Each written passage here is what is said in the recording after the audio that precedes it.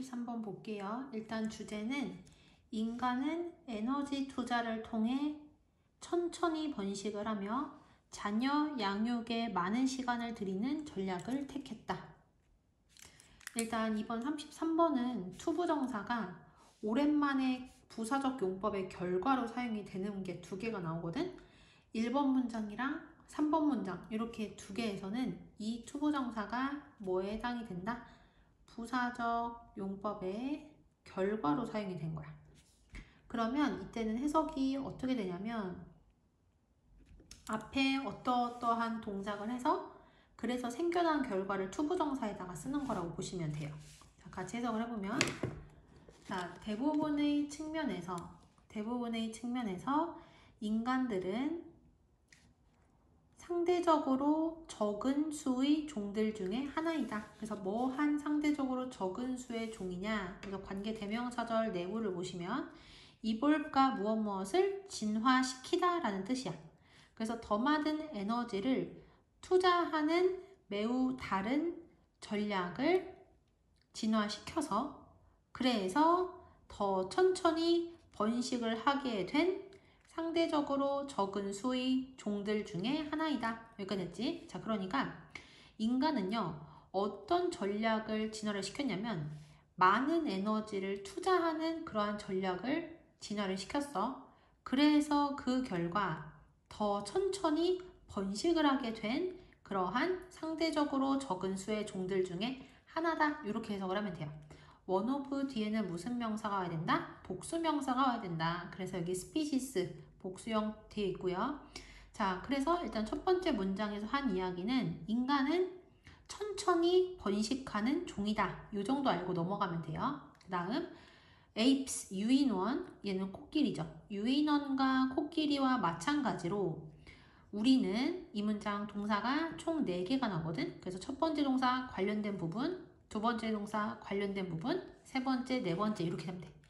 유인원과 코끼리와 마찬가지로 우리는 느린 속도로 어떻게 하고 성숙하고 그 다음에 큰 몸을 기르고 이 얘기는 몸집을 키우다 라고 해석을 해도 돼요. 몸집을 키우고 그 다음에 a few 플러스 복수명사면 몇몇의 뭐뭐들이란 뜻이지만 few 플러스 복수명사면 매우 적은 뭐뭐들이거든. 그래서 매우 적은 새끼들을 가지게 되고 devote A to B 하면 A를 B에 바치다 또는 A를 B에 헌신하다 이렇게 해석을 하면 되거든. 그래서 많은 시간과 에너지를 그들을 잘 기르는 데에 헌신을 한다. 이렇게 됐지. 자, 그러니까 유인원, 코끼리, 그리고 인간 이렇게 셋은요. 매우 천천히 성숙을 한대. 그러니까 몸이 빨리 크는 게 아니란 얘기야. 그리고 큰 몸집을 키우고 그리고 또 어떤 특징이 있다? 아주 적은 수의 새끼만을 가지고 그렇지만 많은 시간과 에너지를 그 몇 안 되는 새끼를 기르는 데에 바친다는 얘기야.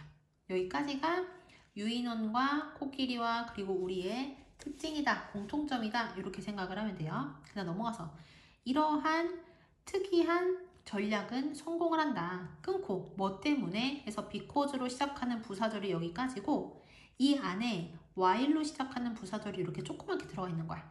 자, 다시 해석을 해보면 이 특이한 전략은 성공한다. 왜냐하면 유인원과 그리고 코끼리가 쥐들보다 얘는 마우스의 복수형이거든요. 쥐들보다 더 적은 새끼들을 뭐 하기 때문에 만들어내는 동안에가 아니라 여기서는 얘가 뭐뭐 하는 비록 뭐뭐 일지라도라고 해석을 하면 되거든. 자, 다시 해석을 해보면 유인원과 그리고 코끼리들이 쥐들보다 더 적은 새끼들을 만들어 낼지라도 더 큰 퍼센트의 그들의 후손은 살아남아서 그리고 나서 번식을 하게 되기 때문이다. 여기까지 됐지. 자, 하나로 다시 해석을 해보면 이 특이한 전략은 성공한다. 왜냐하면 비록 유인원과 그리고 코끼리들이 쥐들보다 더 적은 새끼들을 생산해내지만 더 큰 퍼센트의 그들의 후손들이 살아남고 그리고 나서 번식을 하기 때문이다. 자, 그러니까 지금 유인원이랑 코끼리는 확실히 쥐들보다 더 적은 새끼들을 낳아요. 그렇지만 그 중에서 살아남는 비율의 후손이 훨씬 더 많은 거야, 쥐들보다. 쥐들은 10마리가 태어나도 이 중에서 8마리가 죽는 거야. 근데 코끼리라든지 아니면 유인원은 다 7마리를 낳았어. 근데 이 중에서 3마리만 죽는 거야. 그러면 몇 마리가 남는 거지? 4마리가 남는 거지. 그러니까 봐봐. 얘가 죽는 수예요. 쥐가 10마리를 낳았을 때 8마리가 죽고, 그리고 코끼리나 유인원은 7마리를 낳았는데 그 중에서 3마리가 죽었어. 그러면 쥐는 2마리가 남고, 그리고 코끼리나 유인원은 4마리가 남겠지. 이렇게 퍼센트적으로 더 많이 살아남기 때문에 이 전략이 성공을 한다는 얘기야. 여기까지 되시죠? 자, 그 다음 넘어가서 하우스 마우스 하면은 집에 있는 쥐니까 작은 쥐겠지. 그래서 생쥐라고 해석을 하는 거야. 자, 여기까지 먼저 해석을 할 건데요. 일단 이 문장은 동사가 총 3개야. can become이 첫 번째 동사, has가 두 번째 동사, 마지막 can have가 세 번째 동사예요. 자, 그러면 첫 번째 동사가 데리고 다니는 이 부분을 먼저 해석을 하는 거야.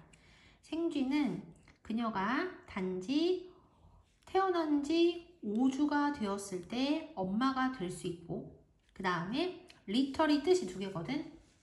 새끼를 가진 동물의 배를 나타낼 수도 있고, 아니면 새끼 그 자체를 나타낼 수가 있어요. 그래서 리터리 새끼라는 뜻이면 같은 뜻을 가지는 펍으로도 바꿔서 쓸 수가 있고, 자, 그리고 펄은 뭐뭐 당이란 뜻이거든.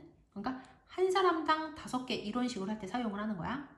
다시 생쥐는 그녀가 단지 태어난 지 5주가 되었을 때 엄마가 될 수 있고, 그리고 한 배당 4마리에서 10마리의 새끼를 가질 수 있고, 그리고 그녀의 대략 12개월의 생애의 과정 동안에 2달마다 새 새끼를 가질 수 있다. 여기까지 됐지? 자, 그래서 여기서 또 하나 알아둘 거. every 뒤에는 단수 명사가 오면 해석이 이때는 어떻게 되냐면 모든 뭐뭐 이런 식으로 해석을 하면 되고, every 뒤에 만약에 복수 명사가 오잖아. 그럼 이때 해석이 되는 매 뭐뭐마다 이렇게 해석이 돼. 그래서 여기도 a new litter every 2 months 하면은 매 2달마다 새로운 새끼를 가진다. 그러니까 2달에 한 번씩 새끼를 낳을 수 있다라는 얘기를 하는 거야.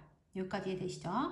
자, 그래서 생쥐는 태어난 지 5주 만에 새끼를 가질 수가 있게 되고, 거기에다가 한 번 임신을 하게 되면 그럼 한 배당 4마리에서 10마리의 새끼를 가진대요. 많은 거야. 그리고 총 12개월 정도 평균 살거든요, 생쥐가. 근데 그 총 12개월의 생애 동안에 2달에 한 번씩 새로운 새끼를 가질 수가 있대요. 엄청나게 많이 가진다고 볼 수가 있는 거야. 하지만 막대한 대다수의 그녀의 새끼들은 어릴 때 뭐 하게 된다? 죽게 된다. 다음 대조적으로 라고 했으니까 이제는 유인원이라든지 코끼리에 대한 얘기가 나올 거다 라고 예측이 가능하죠. 대조적으로 침팬지, 유인원의 한 종류야. 침팬지나 또는 코끼리 어미는 그녀가 적어도 12살이 될 때까지 번식을 하지 않고, 그리고 그녀는 다음 30년 정도에 걸쳐서 매 5년 또는 6년에 한 번 오로지 한 마리의 새끼만을 낳는다. 여기까지 됐지. 아까 전에 선생님이 여기서 설명한 거는 그냥 예를 든 거고, 실제로는 일반적인 동물의 경우에는 한 번에 4마리에서 10마리를 낳고, 유인원이나 코끼리 같은 큰 동물들은 한 번에 몇 마리만 낳는데 한 마리만 낳는데. 여기까지 되시죠? 근데 한 마리를 낳아도 잘 죽는다, 잘 안 죽는다? 잘 안 죽는다고 생각을 하면 돼요. 여기까지 되시죠? 자, 그 다음 넘어가서 about 다음에 숫자가 나오면 대략이라고 해석을 하면 되거든. 그래서 이러한 후손들 중에 대략 절반이 부모가 되는데 뭐 한다? 성공한다. 여기까지 됐지.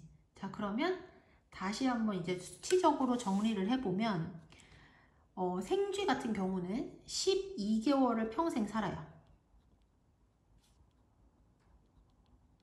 근데 몇 번에 한 번씩 새끼를 낳는다고 했지? 2개월에 한 번씩 새끼를 낳고, 그리고 한 번에 몇 마리? 4마리에서 10마리까지 낳는다고 했어. 그 다음에 침팬지나 또는 코끼리는 어떻게 되냐면 12살 때 12살 때부터 새끼를 낳기 시작을 하는데 여기 보면은 다음 30년에 걸쳐서 새끼를 낳는다라고 했으니까 아마 얘네들의 연령은 42 정도가 된다고 볼 수 있어. 왜냐면 얘네들이 적어도 12살이 되어야지 번식을 할 수 있다고 했고, 그리고 그 이후 30년 동안 5년 또는 6년에 한 번, 5년에 또는 6년에 한 번씩 한 마리의 새끼를 낳는다고 했으니까 얘네들은 수명이 총 몇 년이라고 볼 수가 있는 거예요? 42년이라고 볼 수가 있는 거야. 그리고 5에서 6년에 한 번 몇 마리를 낳는다? 한 마리를 낳는 거야. 여기까지 됐지? 자, 그러면 42년을 살지만 12살이 되고 나서부터 새끼를 낳을 수 있다고 했으니까 실제로 새끼를 낳을 수 있는 기간은 30년 정도라고 볼 수 있고, 그럼 30년 동안 5년 또는 6년에 한 번씩 한 마리를 낳으면 총 5마리에서 6마리를 낳는다고 보면 돼요. 여기까지 이해되죠? 근데 생쥐는 2개월에 한 번씩 낳는다고 했으니까 6번 아기를 낳는다고 보면 6번 낳는다고 보면은 60마리에서 24마리까지 낳는 거야. 그럼 이렇게 보면은 엄청나게 차이가 크잖아요. 근데 이렇게 생쥐가 생생에 걸쳐서 많이 낳아도 얘네들 중에 대부분이 다 엄마가 되기도 전에 다 죽어버리는 거야. 하지만 5마리, 6마리밖에 낳지 않아도 이 중에서 대략 절반이 부모가 된다고 했으니까 2마리에서 3마리 정도의 남은 애들이 또 번식을 한다는 얘기죠. 그런데 생쥐 같은 경우에는 이렇게 많이 낳아도 얘네들 거의 대부분이 죽고 한두 마리 남으면 걔네들만 번식을 하게 되는 거지. 그래서 유인원이라든지 코끼리라든지 인간은 많이 낳지는 않지만 걔네들이 대부분이 죽지 않고 살아남아서 그 중에 절반이 부모가 되기 때문에 지금까지 멸종하지 않고 살아남았다는 얘기야.